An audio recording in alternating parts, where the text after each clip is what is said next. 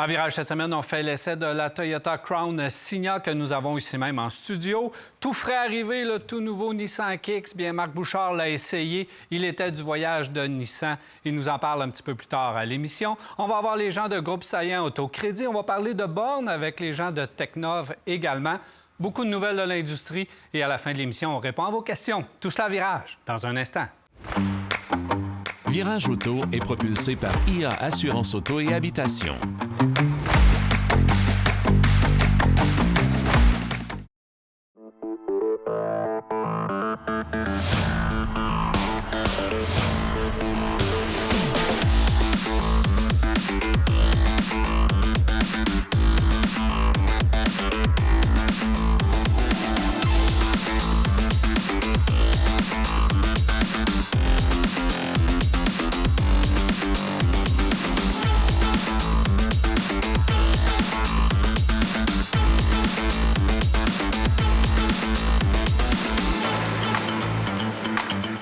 Afin de parler de tous ces sujets, j'ai avec moi Jacques, bienvenue, Marc Bouchard. Salut, messieurs. Salut. Ça va bien? Ben oui.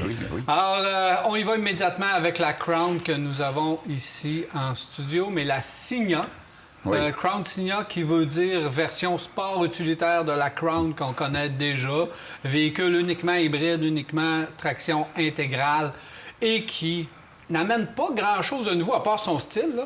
Mais on connaît la plateforme, on connaît la mécanique, on connaît le système hybride et on connaissait déjà la Crown. On poursuit dans le luxe avec ce nouveau véhicule. VUS étant peut-être un grand mot, il faut se le dire. Là, oui.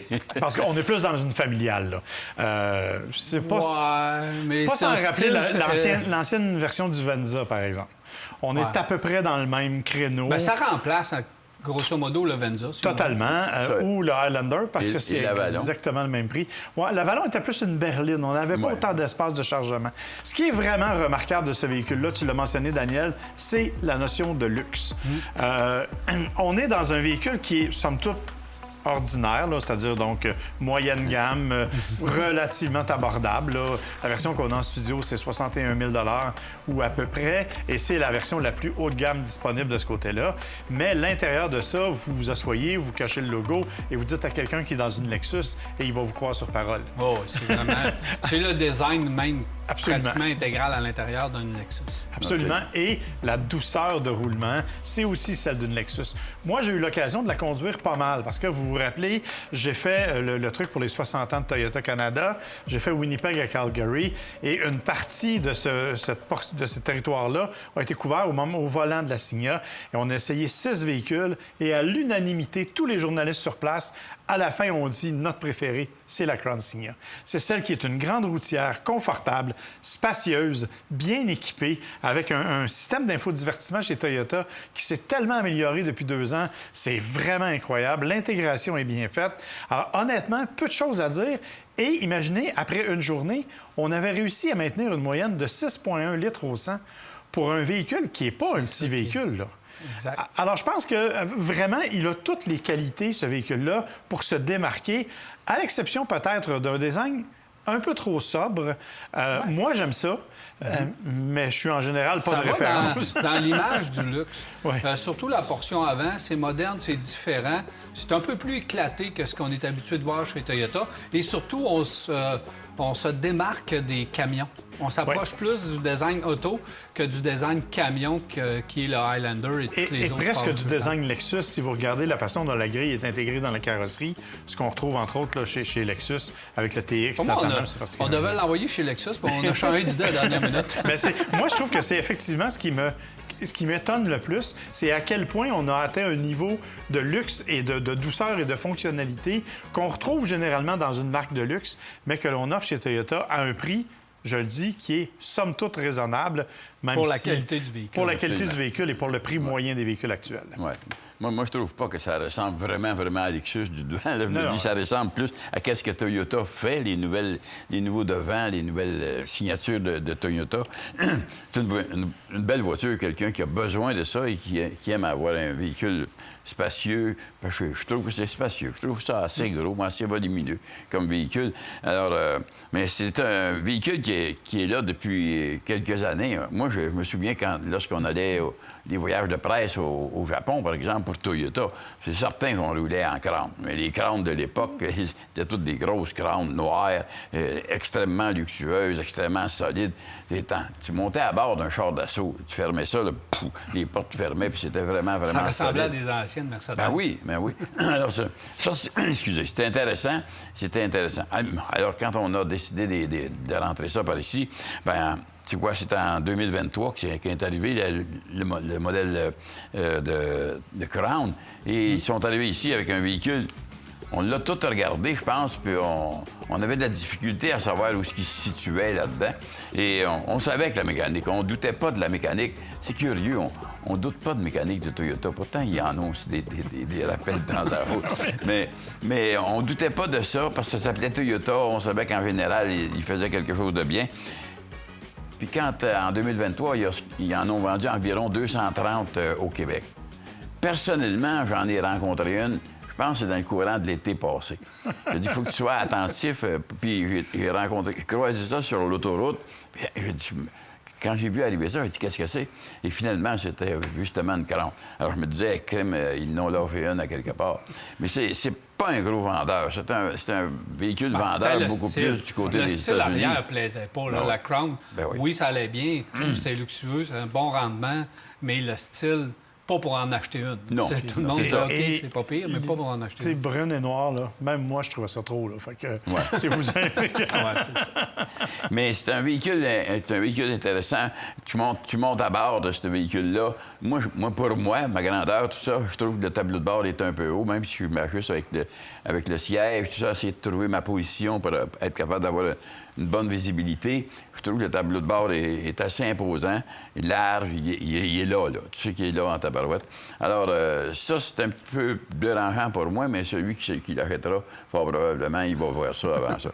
Puis quand je vais vers l'arrière, que je rouvre le coffre, il y a un beau coffre. Il y a la place même, presque pour mettre un pneu de secours. Il n'y en a pas de pneu de secours, eux autres, mais c'est bien fait en dessous du plancher.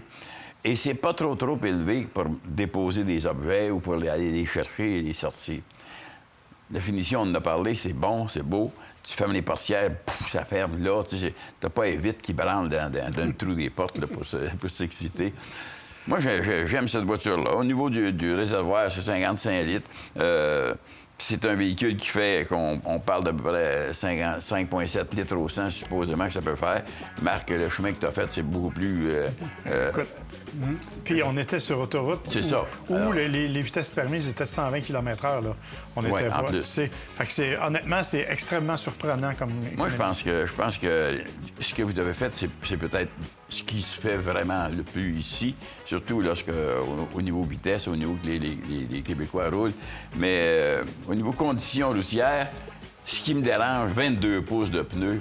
Il y a toujours une limite de monter des pneus. Mettez des roues un petit peu plus petits, mettez un pneu avec un flanc qui va être capable d'absorber nos mauvaises conditions. C'est certain que maintenant, la route Québec-Montréal, elle est de plus en plus belle parce qu'on l'a faite par bout. Surtout que c'est pas des 10 de frein de 17 pouces. Ben non, t'as de l'air d'avoir une secoupe. On peut se calmer un petit peu sur les pneus. T'as de l'air d'avoir une secoupe au fond de ça. Là, c'est rendu qu'il faut descendre, pas de 1 pouce, 2 pouces, mais des 3 puis des 4 pouces qu'il faut descendre lorsque tu mets les pneus d'hiver. Si tu veux pas te ruiner avec des pneus d'hiver de 22 pouces puis de 24 pouces, à un moment donné, c'est sûr que là, c'est assez. Ouais. C'est un véhicule qui est fabriqué au Japon, alors qu'on se pose souvent la question où il est fabriqué, parce que les manufacturiers ont des usines maintenant un petit peu tout partout.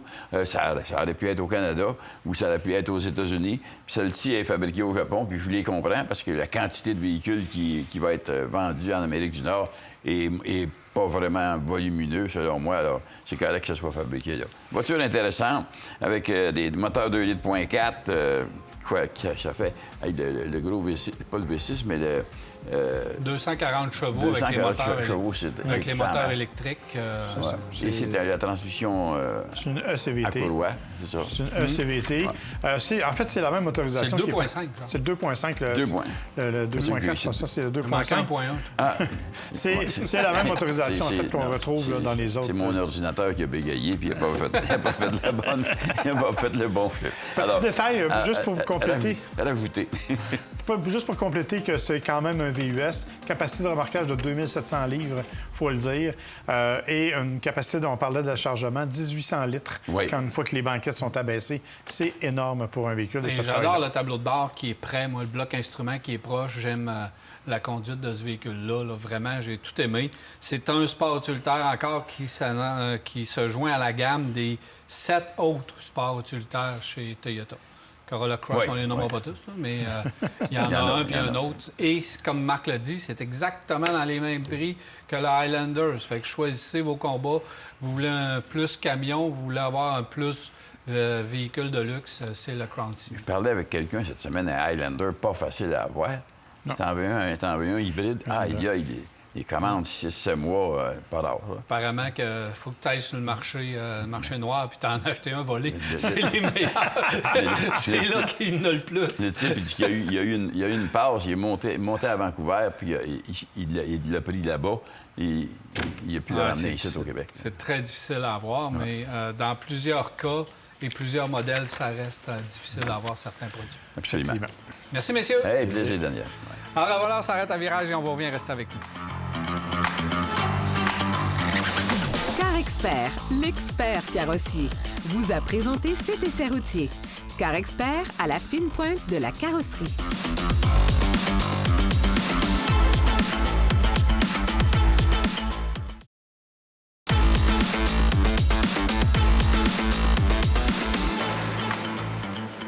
Nous sommes de retour à Virage. Je suis maintenant en compagnie de M. Paul Keller, qui est copropriétaire et président de Techno-VA. Bienvenue à Virage. Merci. Ça va bien? Ça va très bien, toi? Alors, Paul, on va essayer de découvrir ton entreprise. On voit qu'on a une borne ici, puis tu vas en fournir une à Virage. Merci de le faire. C'est très généreux de ta part. Ça fait plaisir.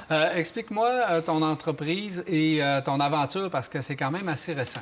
Oui, ben, écoute, en août 2023, je jasais avec mon associé et on s'est dit que ça serait le fun, en regardant le marché évoluer de la borne de recharge au Québec, ça serait le fun d'obtenir une entreprise manufacturière dans la borne de recharge. On s'est lancé dans la course et puis en janvier 2024, on signait les documents pour pouvoir faire le rachat de Techno-VE. Techno-VE, une société justement dans la borne de recharge manufacturière, dans la borne de recharge pour véhicules électriques au Québec. Bien, c'est ça qui est... Et je pense que ça, tu veux vraiment mettre l'emphase sur le fait que c'est des bornes développées et construites ici même au Québec. Exactement. C'est important pour toi. Oui, exactement. C'est parce que je pense que pour avoir un bon produit de qualité avec un service de qualité, c'est vraiment on appuie sur le fait que le produit est fait au Québec. Justement, lorsque vient le temps de choisir une borne, Paul, Oui. qu'est-ce qu'on doit vérifier? Est-ce que aussi il y a des qualités différentes dans les bornes? Oui, effectivement, pour la borne, il y a plusieurs qualités, il y a plusieurs choses à voir. Par exemple, quand on veut choisir sa borne, moi, ce que je conseille, c'est de choisir une borne manufacturée au Québec parce qu'elles sont faites pour le climat du Québec. Et c'est ça qui est important. Primo, vraiment choisir une borne québécoise. Secondo, effectivement, il y a des qualités différentes. Par exemple, nous, notre caisse est en aluminium renforcé, ce qui fait qu'elle est plus durable dans le temps. Elle est certifiée, faire en sorte qu'elle soit résistante au climat du Québec, c'est-à-dire moins 40, plus 40. OK. C'est pour ça que c'est fait un câble léger, fin, qui soit capable de rester souple même à moins 35. Là. OK, facilement manœuvrable, ça, c'est Exactement. vraiment le fun. Exactement. Toi, tu as des bornes qui sont résidentielles, commerciales aussi? Le commercial est en train de s'en venir. OK. On est en plein développement justement là-dessus. Pour le moment, on est vraiment sur le côté résidentiel pour monsieur, madame, tout le monde qui veut acheter un véhicule électrique. Lorsque vient le temps de choisir sa borne résidentielle, Oui. puis qu'on fait affaire avec vous autres, qu'est-ce qu'on a à choisir comme borne? L'ampérage de la borne, ou si vous voulez le brancher, qu'elle soit portative ou pas, c'est-à-dire brancher en direct directement dans le panneau électrique ou brancher par le biais d'un boîtier qu'on appelle NEMA 1450 avec la prise de poêle, ou l'ampérage 48 ampères, 40 ampères, si vous la voulez intelligente ou un modèle de base. OK. Intelligente, ça veut dire quoi? Intelligente, c'est le modèle qui vient avec une application. Aujourd'hui, avec le développement qu'on a mis en place dans les 10 derniers mois, la borne est au CPP, elle est standardisée au CPP. Ça fait que le fait que j'ai décidé de standardiser la borne au CPP, on va être capable de, aller mettre l'emphore vers se greffer à des partenaires comme Eddy, ILO ou encore bien Circuit électrique. OK. Donc, économiser pour être capable de moduler la recharge, la faire recharger la nuit, par exemple. Exactement, exactement.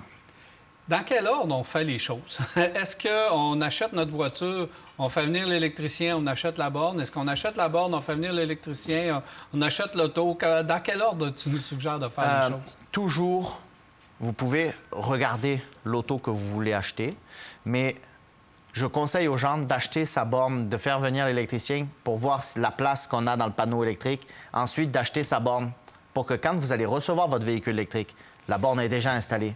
La plupart des gens ne se rendent pas compte, mais des délais d'électricien, il y en a pour 2 mois pour venir se faire installer. Okay. Ça, faut vraiment faire attention à ça. Oui, effectivement. Il faut vraiment faire attention à ça parce que j'ai pu voir, j'ai pu constater que j'ai certaines personnes qui décident, une fois qu'ils reçoivent la voiture, une semaine après, ils viennent nous voir en disant « Oui, mais maintenant, ça me prend une borne, mais ça me la prend tout de suite. » Oui, sauf que l'électricien, lui, s'il n'a pas de créneau, s'il n'a pas un créneau qui rentre là-dedans, aujourd'hui, là, ils sont tellement bookés qu'il y en a des fois pour 1 mois et demi, 2 mois pour se faire installer une borne. Autant s'y prendre d'avance pour que quand vous recevez votre véhicule, la borne est installée, vous n'aurez aucun problème pour recharger tout de suite. Et est-ce que dans les bornes, tu as des ampérages différents selon la puissance que tu as choisie? Oui, effectivement. Il y a, par exemple, on a 48 ampères qui est 11,6 kW. Ça, c'est notre borne la plus rapide.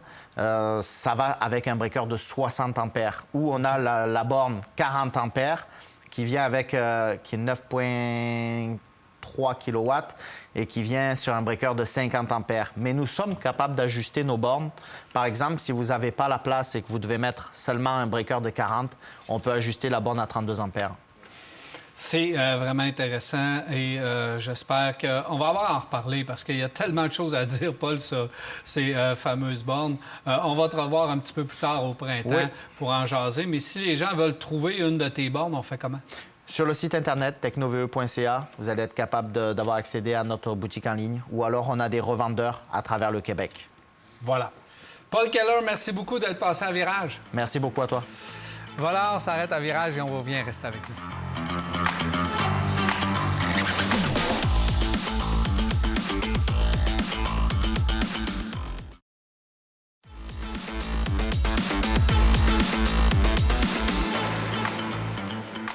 Nous sommes de retour à Virage et je suis maintenant en compagnie de Stéphanie Blais, Alexandre Saillant de Groupe Saillant Autocrédit. Ça va bien?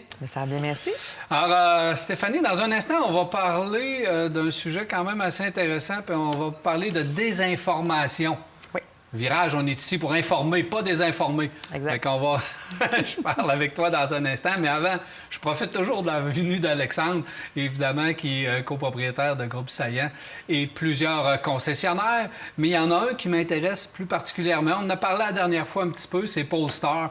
L'intégration de Polestar, comment ça va, cette intégration? Bien, écoute, comme on avait parlé un peu la dernière fois, c'est long, mais ça va bien.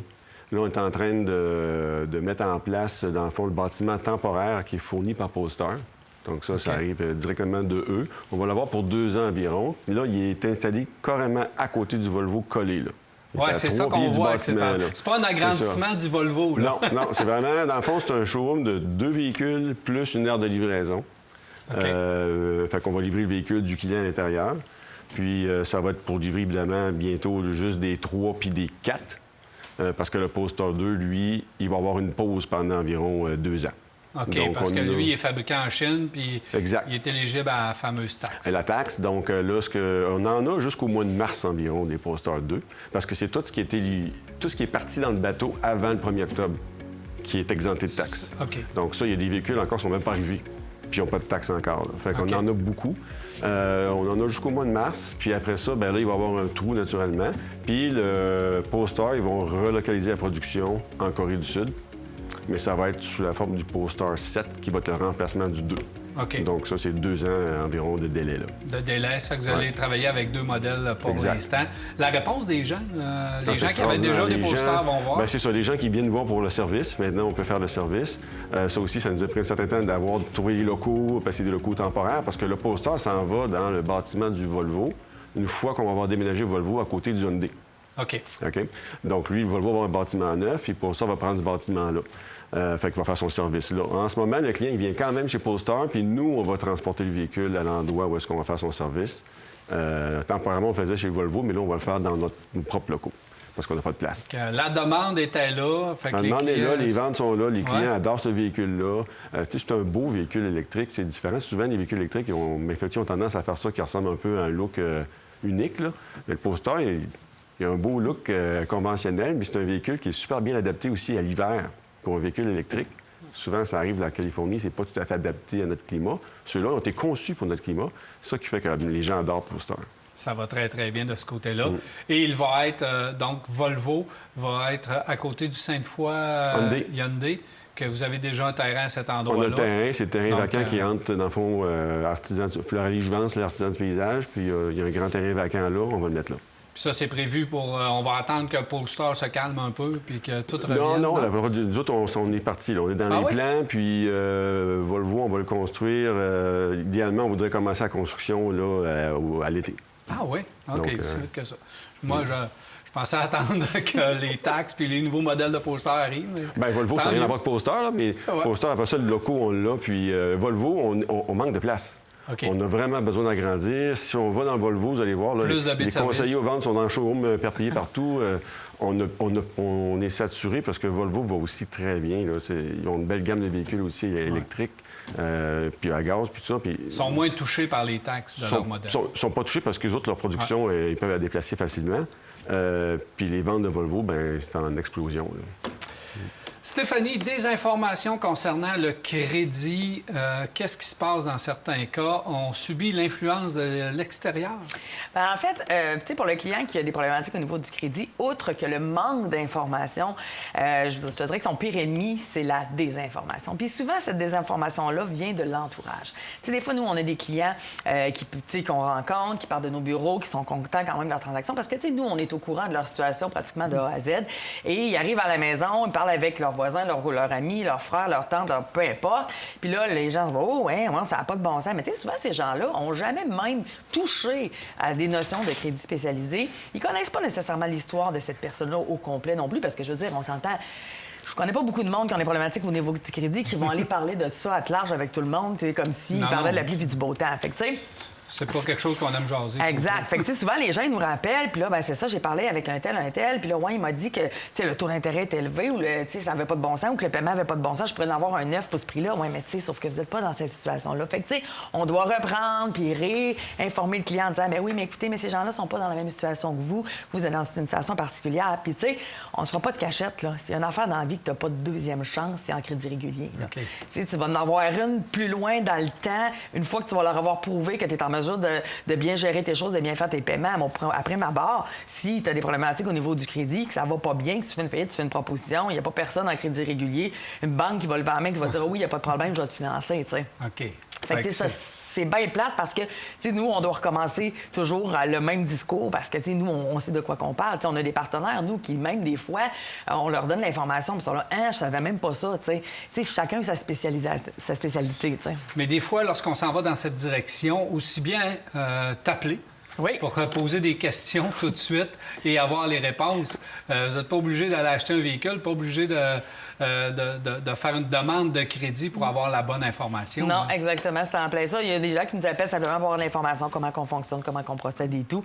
Mais effectivement, nous appeler, c'est la meilleure des options. Puis, tu sais, ce qu'on leur dit, bien, c'est la bonne information. Exactement. Stéphanie Blais, Alexandre Saillant, merci beaucoup d'être passé à Virage. Merci. Merci. Alors voilà, Marc Bouchard a fait l'essai du tout nouveau Nissan Kicks 2025. C'est tout chaud. On écoute ça à l'instant. Difficile de trouver un endroit plus québécois que la Place Royale pour procéder au lancement du Nissan Kicks, un petit véhicule qui a vraiment grossi beaucoup pour cette nouvelle génération. Elle est magnifique, c'est une nouvelle plateforme, une nouvelle motorisation, une nouvelle transmission automatique CVT Xtronic améliorée. Bref, on aura l'occasion de mettre tout ça à l'épreuve sur les routes de la région de Québec. Et si vous venez avec moi, on y va maintenant.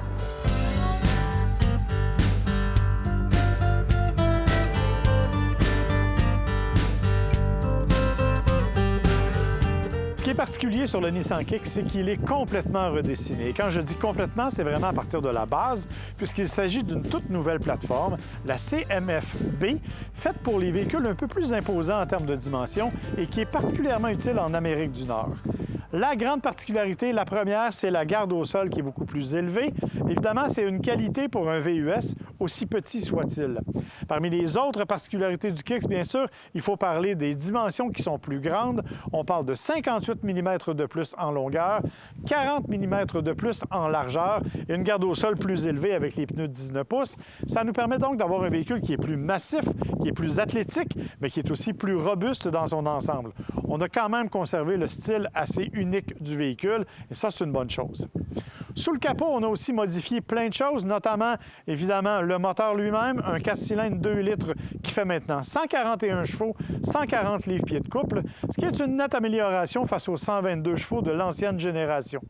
On propose aussi une toute nouvelle transmission. C'est encore une CVT, une transmission à variation continue. C'est la Xtronic de Nissan. On nous dit qu'elle a été peaufinée. On l'a calquée un peu sur celle de la Sentra en améliorant le tout et en jumelant mieux avec la motorisation elle-même. Donc, ça donne des réactions qui sont peut-être plus vives. Et je vous avoue qu'en conduite jusqu'à maintenant, on n'a pas senti les désagréments habituels des CVT. Autre détail, bien sûr, les suspensions qui ont été remodelées. Et attention, désormais, on offre sur certaines versions le rouage intégral intelligent, ce qui est évidemment une grande nouveauté pour le Kicks. Bien sûr, vous pouvez d'entrée de base obtenir des versions à traction, mais dans le cas de la SR comme celle que l'on conduit aujourd'hui, le rouage intégral, il est de série et ça nous amène aussi des suspensions multibras à l'arrière au lieu de la poutre de torsion traditionnelle qui vient avec les versions à traction. Traction intégrale intelligente, ce que ça veut dire, bien sûr, c'est un paquet de mécanismes qui ont été peaufinés. On a amélioré la réponse avec un couple plus direct, un embrayage qui est plus direct aussi. Ça permet donc d'avoir des meilleures réactions qui sont définitivement plus accrochées à ce que vous donnez comme accélération et non pas uniquement quand on perd un peu d'adhérence. C'est donc une réaction qui est plus rapide. Malgré tout, on peut partager le couple 50-50, donc 50 % à l'avant, 50 % à l'arrière, et ça permet d'avoir une conduite qui est évidemment plus agréable parce que, bien sûr, elle intervient aussi dans la dynamique de conduite, mais c'est aussi une conduite qui est plus sécuritaire, le cas échéant, et quand arrivera la neige, ce qui, malheureusement, risque d'arriver un peu trop tôt. Dans l'ensemble, c'est donc un changement complet qui a affecté le nouveau Nissan Kicks. Reste maintenant à voir comment il se comporte vraiment sur la route.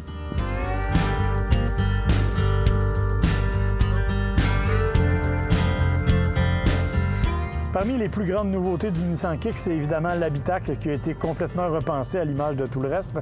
Évidemment, on nous présente quelque chose de beaucoup plus divertissant, je vous dirais, qui a été fait notamment pour plaire aux jeunes, parce qu'on le sait, le Kicks s'adresse à une jeune clientèle. Du nombre, bien sûr, un écran central 12,3 pouces qui est de série sur toutes les versions du Nissan Kicks, même les versions d'entrée de gamme. Ça, c'est pour le système d'infodivertissement qui contient aussi Apple CarPlay et Android Auto sans fil. Ça, c'est une exclusivité canadienne parce qu'aux États-Unis, ce n'est pas le cas, mais on a déterminé que comme on ne fournissait pas de système de navigation, il était préférable de fournir une façon efficace de jumeler son téléphone. Il y a aussi le tableau de bord lui-même qui diffère selon la version. Nous, on a la version SR, donc on arrive avec bien sûr un tableau de bord totalement numérique, aussi de 12,3 pouces. En revanche, si vous allez pour des options peut-être un peu moins onéreuses, vous aurez un tableau de bord de 7 pouces, mais avec sensiblement les mêmes informations, bien entendu, dans un plus petit format.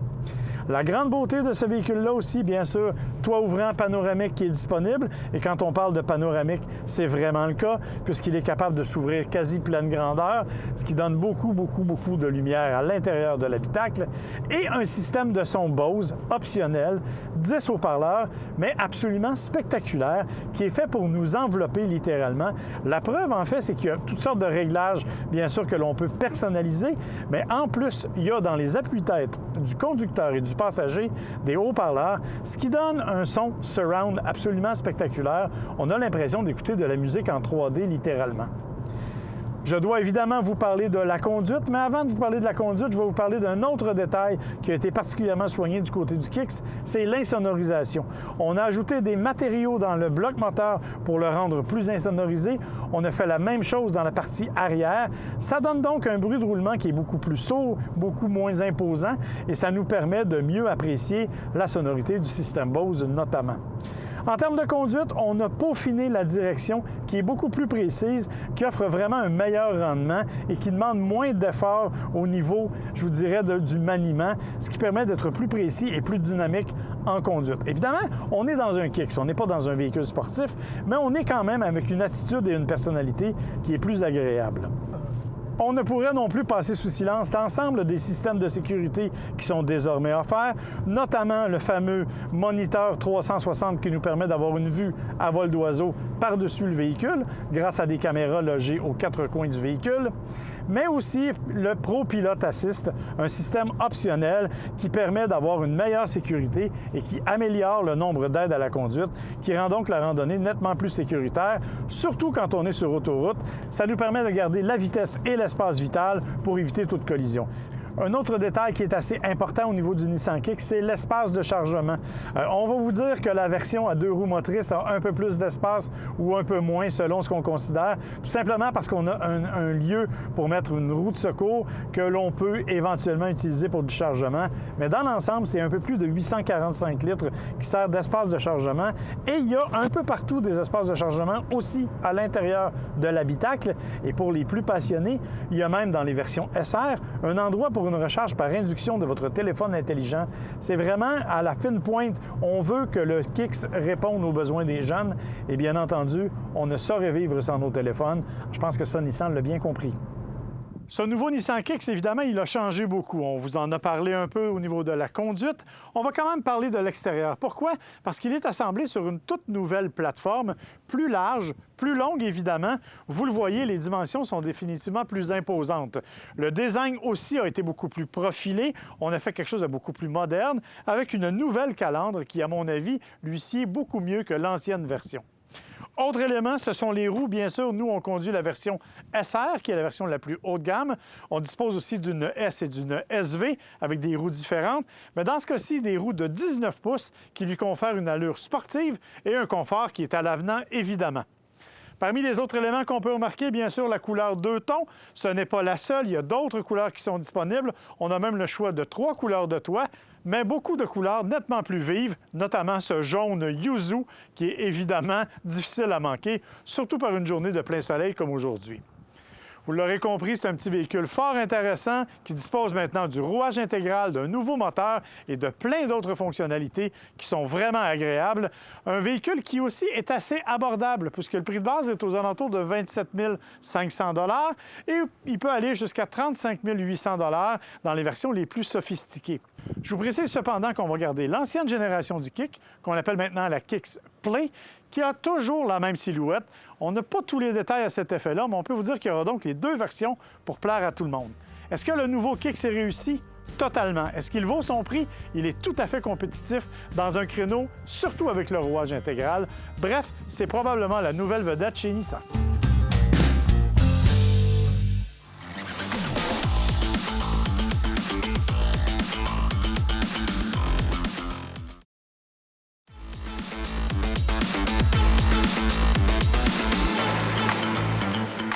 Voilà, de retour, c'est maintenant le temps des nouvelles de l'industrie avec Marc Bouchard. Alors, Marc, plusieurs nouvelles. On commence avec quoi? On commence avec Toyota qui nous a annoncé une bonne nouvelle, le retour de la Toyota Celica. Oh, ça, c'est une bonne nouvelle. C'est vraiment une bonne nouvelle. Mais c'est de la pression. C'est de la pression. C'est une sportive qui a connu un succès incroyable au fil des ans. Et là, on nous dit qu'elle pourrait revenir pour l'année modèle 2027. Donc, retiens pas ton souffle tout de suite. Mais quand même, il y a des indices. D'abord, ils ont réservé le nom. Ça, c'est généralement une bonne idée. D'autre part, ils nous ont aussi annoncé qu'ils travaillaient sur un moteur 2 litres de 600 chevaux. Oh! Alors, ce serait possiblement ce qu'on voudrait mettre sous le capot de la C'est Celica. un changement de registre parce que Totalement. la dernière Celica, c'était pas un exemple de puissance, là. Non. C'était pas une référence. Non, effectivement. Donc là, on parlera de ça, mais par contre, il y a d'autres modèles, d'autres moteurs qui pourraient, là, peut-être par exemple le moteur qu'on trouve dans la Toyota GR, par exemple. Qui pourrait être... Mais là, qu'est-ce qu'on veut? Là? Est-ce qu'on veut qu'elle soit plus puissante que la Supra? Est-ce que la Celica va remplacer la Supra? Ah ben, il semble que non, en fait. Il semble qu'on voudrait conserver la Supra, mais évidemment, on le sait, la Supra développée avec BMW, il pourrait y avoir pas mal de changements dans une époque d'électrification. Donc, on verra ce que ça va donner. La seule confirmation qu'on a, et ça a été répété par même des dirigeants, c'est qu'effectivement, il y aura une Toyota Bien hâte Celica. de voir surtout le style et le design. Et moi donc. Dans la série des autres déclarations qui ont un petit peu fait jaser, c'est Pacifica qui arrive en version électrique. Et ça, c'est une bonne nouvelle, hein, parce que c'est annoncé au Salon de l'Auto de Los Angeles, entre autres. C'est une excellente nouvelle parce qu'on sait que dans le marché des minivans, il n'y en a pas, ou à très, très peu, des véhicules électriques. Tu as les gros VUS 7 passagers, la Ioniq 9 qui a été dévoilée, le V9 du côté de Kia. Mais là, une vraie minivan avec des portières coulissantes et tout, ça pourrait être intéressant.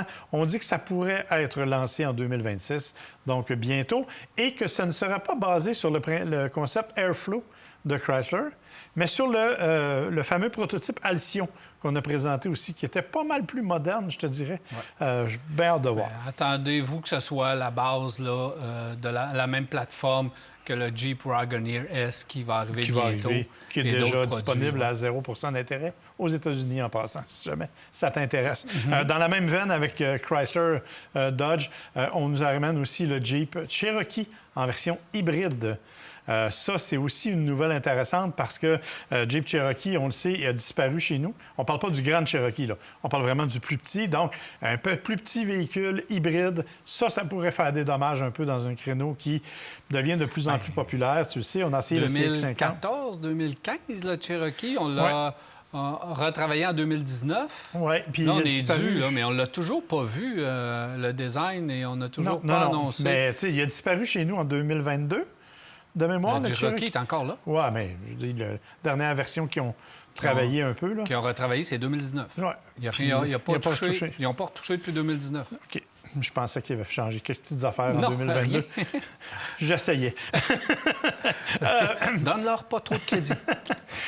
D'autres nouvelles particulières, GM a confirmé qu'il ferait une apparition en Formule 1 avec Cadillac. Ça va d'ailleurs s'appeler la Cadillac Formula One Team. C'est particulier parce que cette écurie américaine-là, Mario Andretti avait voulu présenter une équipe de Formule 1. Il s'est fait dire non, catégoriquement par les gens. On veut un championnat de constructeurs. Exactement. En F1, c'est très clair. Alors, la subtilité, c'est que sur le comité directeur siège Mario Andretti. Mais effectivement... Mais c'est le projet de Mario Andretti qui aboutit. Oui. Mais avec l'appui de GM et Cadillac et les sous de GM. 450 millions de dollars US que ça coûte pour juste l'inscription. Après ça, évidemment, ils vont avoir droit à des redevances, hein, parce qu'on sait qu'ils ont des redevances pour la télé, mais c'est 25 millions qu'ils vont recevoir en redevances. Fait que ça va demander un petit investissement. Bonne nouvelle du côté du Salon de l'Auto de Montréal. On sait que, les années précédentes ont été un peu difficiles. Il y avait beaucoup, beaucoup d'absents. Cette année, on nous annonce d'abord le retour de Bertrand Godin comme porte-parole. C'est sa 23e année consécutive. D'après moi, il a acheté des parts. L'autre partie du salon qu'on va répéter aussi, c'est Luc Poirier avec ses Ferrari. Chaque année, il achète des nouvelles Ferrari, donc il va amener ses nouveautés. Mais ce qui est surtout intéressant, c'est les nouvelles marques qui se joignent, les marques qui font des retours ou qui arrivent dans certains cas. Alors, Alfa Romeo va être là. Chrysler, Dodge, Fiat, Jeep, tu auras compris que c'est donc le retour de Stellantis au complet. Lotus va être là. Mercedes-Benz va être là. Subaru et Volvo vont être là, ce qui est quand même impressionnant parce que Volvo avait abandonné complètement les salons. Subaru aussi avait abandonné les salons. Exactement, mais il était un salon américain. Oui, il était à Montréal. Et là, Lucid et Polestar vont faire une première apparition. Mais je te dirais, ne te réjouis pas trop vite, parce qu'il y a quand même des absents. Beaucoup d'absents. Il y en a beaucoup. Acura, Audi, BMW, Honda, Mini, Jaguar. Jaguar, pas grand-chose à montrer, là, mais Jaguar, Land Rover, Mazda, Porsche, Rivian et VinFast. VinFast, c'est un peu une surprise, je dois le dire, parce que l'an passé, il y avait eu quand même une belle perspective. Et honnêtement, ça va être un gros Ils ont trou. un beau kiosque, là. Ouais. C'était grand, c'était épuré, c'était moderne, surtout. Effectivement. Là. Et il y avait des beaux modèles. Rappelle-toi, le VF3, l'espèce de camionnette. Bref, VinFast ne sera pas là. Et une dernière nouvelle qui, elle, est un peu triste. Des dirigeants chez Nissan ont affirmé que la compagnie en aurait pour 12 à 14 mois à vivre s'ils ne trouvent pas de nouveaux investisseurs. On sait qu'actuellement, Renault a vendu des parts. Il était propriétaire à 46 Renault laisse couler Nissan présentement. Complètement. Ils sont rendus à moins de 40 Nissan a vendu ses parts dans Mitsubishi, donc ils ont moins là aussi. Et il y a quelques semaines à peine, Carlos Ghosn, qui est peut-être pas la meilleure personne pour parler de Nissan, mais quand même, dit que lui, suite à l'association entre Honda, Nissan et Mitsubishi, lui, il dit que ça va être ce qu'on appelle un takeover. Donc, Honda va prendre le contrôle de Nissan et de Mitsubishi et c'est lui qui va diriger. En tout cas, j'ai bien hâte de voir ce que ça va donner, mais ça va bouger, puis ça doit bouger d'ici 1 an parce que les gens disent 12 mois maximum. J'ai vraiment hâte de voir si vraiment Honda va embarquer dans le bateau de Nissan. On va en reparler, ça. Ça va faire l'objet peut-être d'une chronique en entier, mais c'est un sujet qu'on va suivre de très, très près. Oui, parce qu'ils ont des échanges technologiques très, très importants pour les voitures électriques, donc ça va bouger. Merci beaucoup, Marc. Ça fait plaisir. Alors voilà, on s'arrête à virage et on vous revient. Ce segment est une présentation du réseau des garages recommandés CAA Québec et de B Lepage Autoservice. Visitez caaquebec.com pour trouver votre garage.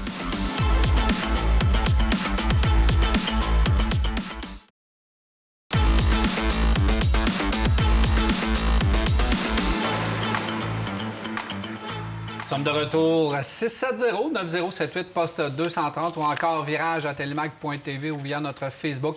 C'est les façons de nous rejoindre, nous poser vos questions. Messieurs, on en a quand même plusieurs. On va y aller tout de suite, puis on manque un petit peu de temps. Il faudra se reprendre dans les prochaines semaines pour répondre à plus de questions des gens. Monsieur Gilbert, il veut savoir, lui, il va avoir une voiture, surtout pour l'hiver, une Mazda 5 2013 de 136 000 km. Elle est manuelle. Et évidemment, il veut faire à peu près 5-6 000 km dans son hiver. On demande 6 300 $. Une Mazda 5, messieurs. Vous vous souvenez, cette fourgonnette, mini? Ce que ma fille a toujours, d'ailleurs, qu'elle utilise encore régulièrement. Et ce que Mazda aurait dû continuer d'offrir. Absolument. Exactement. Absolument. Elle est à 200 000 km dans le cas de ma fille, puis il n'y a pas de problème. Ça va encore très bien.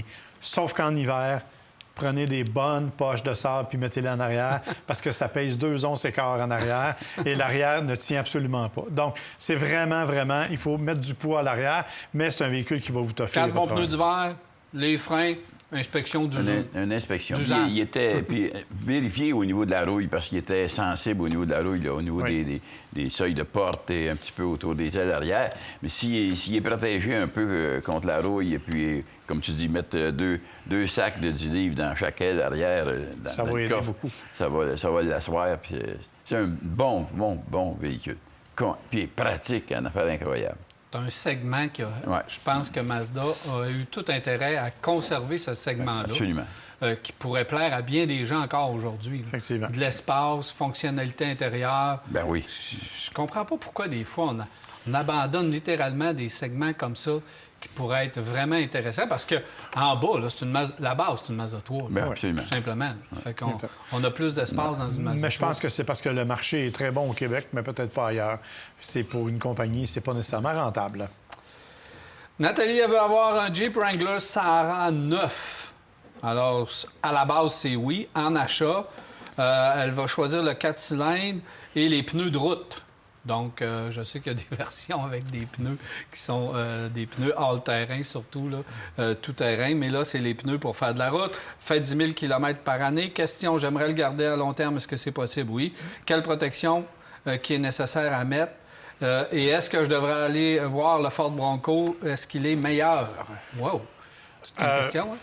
Bon, la protection, c'est l'anti-rouille, là, je veux dire, on le sait, c'est là. Puis s'assurer que ça, c'est fait. Moi, je n'échangerais pas un Wrangler pour un Bronco. Je préfère de beaucoup le Wrangler. Le Bronco a encore les petits défauts de fabrication, les craquements, il est beaucoup plus gourmand en essence et beaucoup plus cher à l'achat. Et Bronco qui ont voulu vraiment faire une compétition à Wrangler, la vraie nature. Moi, j'en veux un vrai. Fait que je prendrais un Jeep. Ouais. Bien, je pense que Wrangler est encore en avant. Le Bronco amène une version un peu plus moderne, peut-être, là, du véhicule. Mais c'est pas un mauvais véhicule, le Bronco. Pas du tout. C'est recommandable, mais il va falloir que Ford s'ajuste au niveau du prix parce qu'un Sahara est un peu moins cher. Monsieur Caron, est-ce que le Kia Sorento PHEV en location, premier véhicule électrique, 27 km pour aller-retour au travail, alors c'est 51 km. Oui, si je l'aime, je vais l'acheter. Bon.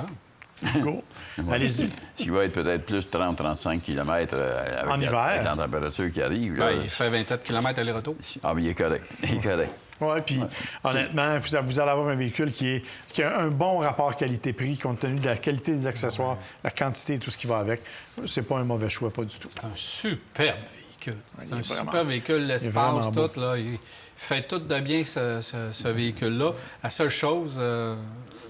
commander ou aller voir, mais ça m'étonne. Soyez patient. Je pense qu'ils n'en ont même pas en inventaire présentement. Toyota Prius neuve branchable, donc c'est la Prime qui s'appelle plus Prime. Qui s'appelle PHEV maintenant. PHEV, bon. Est-ce que c'est aussi bon que... est-ce que le nouveau modèle est aussi bon que l'ancien modèle?